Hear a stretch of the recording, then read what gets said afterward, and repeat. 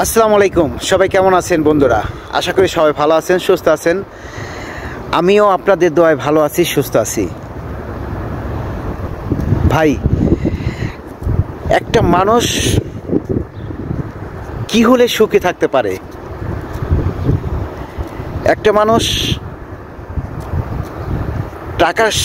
টাকা হলে কি সুখে থাকতে পারে? বা সম্পদ হলে কি সুখে থাকতে পারে? আমি তো মনে করি না।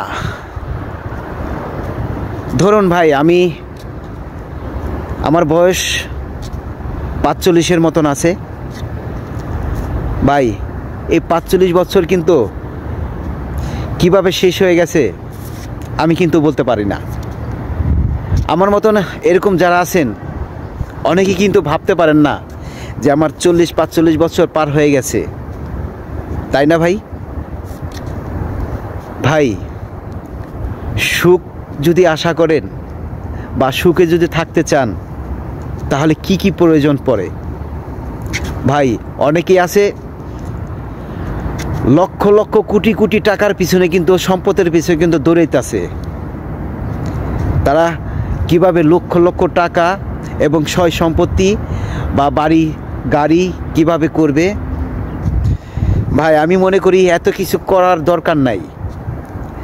আপনি 2-4-50 লাখ, ভাই, এই টাকাটা থাকলেই কিন্তু যথেষ্ট। আমরা প্রবাসী ভাইরা, আমরা টাকার জন্য কিন্তু অনেকজন অনেক পদের করি। আর কিছু প্রবাসী ভাইরা আছে, তারা কিন্তু অল্পতেই খুশি, অল্পতেই ফ্যামিলিটাকে খুব ভালো রাখে, খুব শান্তিতে থাকে। তাই বলতেছি ভাই,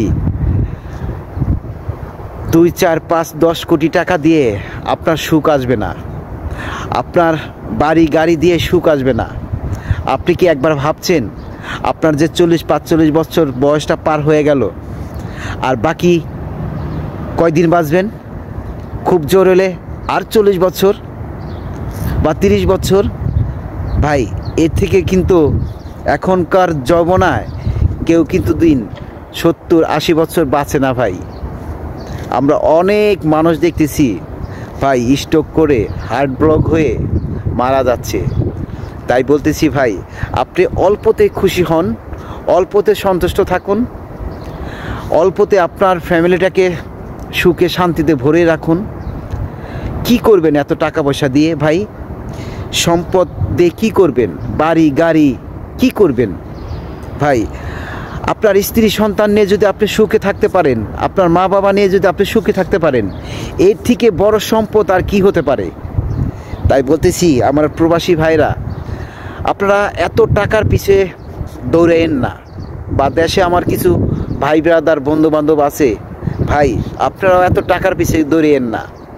আপনার ফ্যামিলিটাকে হ্যাপি রাখতে হলে আপনি যেই টাকাগুলি কামিয়েছেন বা যেই টাকাগুলি ব্যাংকে রাখছেন, 2-4-50 লাখ বা 1 কোটি টাকা, ভাই, এনাফ।